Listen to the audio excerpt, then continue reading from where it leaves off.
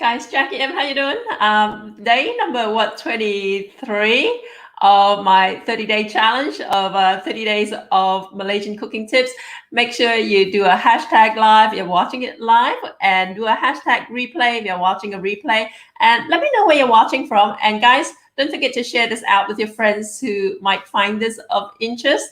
And for those of you who are just catching this for the first time, don't forget, also, the best place to find all my live videos, and especially this 30-day live series, is actually in my Facebook group, the Jackie M's Malaysian Street Food Kitchen. So look it up and send a join request over there. Hey, Nora, how you doing?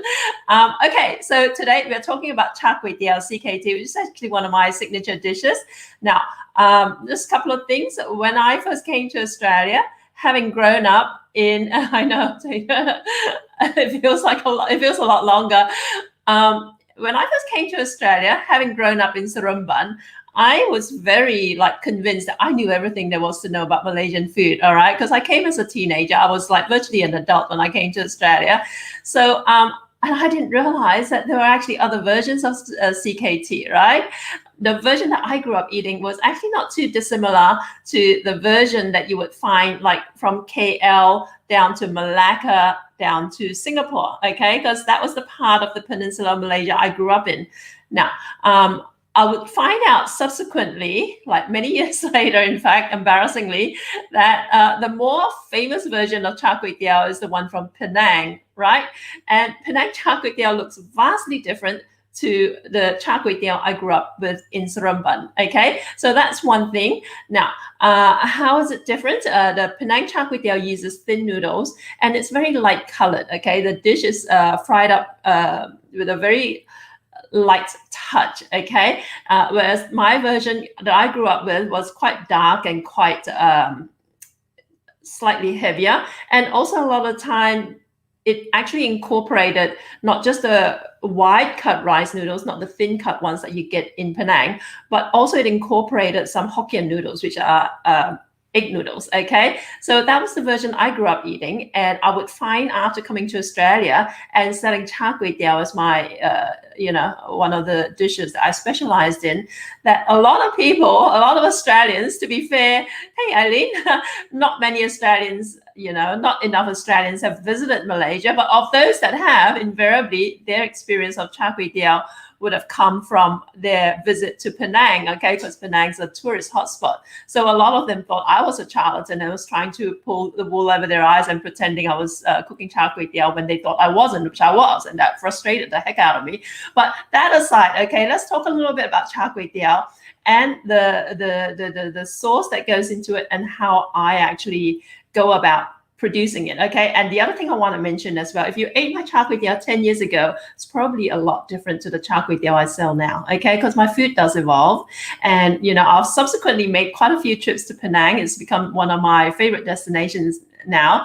But as a result, I think that my Char Kway Teow has actually kind of like almost split the difference a little bit between the version I grew up eating. Maybe also because I don't actually, a lot of the time when I go back to Malaysia, I don't even go to Seremban anymore, right? But I've become quite enamored with the Penang version. That wasn't always the case, but as a result, my Char Kway Teow sauce has become lighter, okay? Now, let's talk a little bit about the sauce and how I use it, okay? Now, the people get very fixated about exact formulas for CKT sauce, okay? What I've found in working with a lot of chefs in Penang itself, right? People who actually sell Char Kway Teow as part of their job, right? Cook food, not just for family, not just for friends, but actually do it as a profession, right? Even in that demographic of professional cooks and chefs, their Char Kway Teow sauce recipe can vary vastly, okay? So that's something to keep in mind. So likewise, with my CKT sauce, you'll probably never find another CKT sauce recipe the way I make mine, okay? Mine is a little bit more, I guess, not complex, but a little bit more of a bit of everything, okay? I've seen Char Kway Teow recipes that just call for 3 different sauces, right? Hey, Jerry, it comes with thick soy sauce, what I was going on about in was it yesterday, about being often referred to as cooking caramel nowadays, right? So it comes with thick soy sauce, fish sauce, or soy sauce, okay? Or I know a recipe that basically is 1/3 each of thick soy sauce, and oyster sauce. Okay, I don't use oyster sauce in my CKT. I use a thick soy sauce. I use fish sauce, which would be quite strange to someone coming from Seremban. Okay, because fish sauce is used a lot in Penang cooking, but not in my part of Malaysia. Okay, I came to Australia never having used fish sauce in my food or anything like that growing up in Seremban. Okay, so mine has fish sauce, soy sauce, thick soy. It's got sugar, and it's got some chicken powder. Okay, which some of you might also find anathema because, hey Paul, because again, the chicken powder I use actually contains MSG. Okay, you don't have to use it, but obviously, like I said, there's many ways to skin a cat. So don't think that I'm claiming that my recipe for CKT sauce is the best or anything like that at all. You can play around with the mix of flavors. Okay, so that's another thing I want to point out insofar as Malaysian sauces and Malaysian recipes are concerned. You can play around with it. And in fact, when I published my CKT sauce as one of the recipes in my cookbook that came out a few years ago, when people attempted it at their end of the, at their end sort of thing, apparently of those who had actually tried my CKT in real life, when they tried making the sauce themselves, it didn't taste the same. And why was that?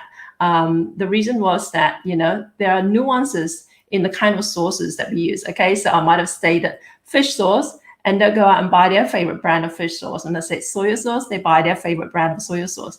Okay, all those affect the final product, okay? And apparently their CKT sauce did not taste anything like the one that I was using. So people started doubting the veracity of my recipes. And the truth is, if ever you come across my recipes, I'm not trying to hide anything from you, okay? So there are a lot of things you want to take into account insofar as how your end result turns out, okay? That's the second thing I want to tell you.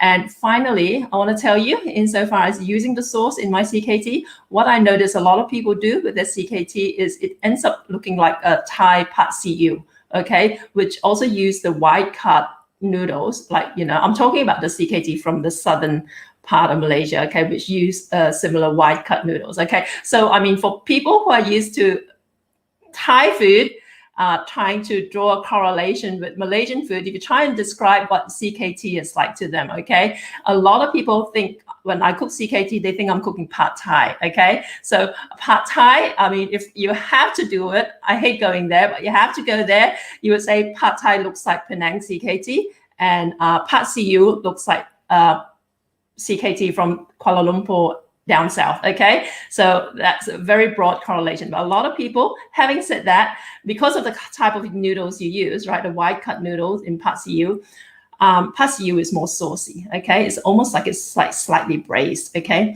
A lot of people, when they cook CKT, our style, they look like pad see ew because it's too saucy, okay? And what they're doing wrong, I'm using an educated guess here. What they're doing wrong is that they put too much sauce in at once into their dish, okay? So what you have to do when you're cooking Char Kway Teow, there are lots and lots of tips. I don't want to cover them all in one session. It really should be one tip per day, okay? I'm literally giving you like the kitchen sink a lot of days here, and I'm trying to restrict. I want to keep my tips very, very narrow and really focused. So when you cook Char Kway Teow, next time you attempt it, apart from the heat of the wok and all that sort of stuff, add the sauce in very small amounts, okay? So my CKT recipe might call for 2 tablespoons of sauce per plate of CKT, okay? Don't pour in 2 tablespoons of sauce, because what you're going to end up doing is you're going to bring down the temperature of everything too quickly, and you're going to make like the sauce start to stick and start to stick onto your, not just your wok, but also onto your noodles, and turn it into a little bit of a gluggy mess. Okay, and a lot of people struggle with it. They say, I don't know why my CKT is soggy, why my noodles are breaking up and all that. That's why, okay? So next time you do it, if it calls for 2 tablespoons of CKT sauce, it'll be somewhere between 1 to 2 tablespoons, depending on how salty you like your sauce and all that other stuff, okay? Just add a drizzle in at a time, okay? Try that. add it, toss it around, mix up the noodles, add another little drizzle, and keep doing it. And by the end of it, you'll have a perfectly nice, non-soggy CKT, and it should be a much, much, much better result. Okay, so many variables why they don't taste the same, like you said, ingredients and also temperature, all that sort of stuff, right?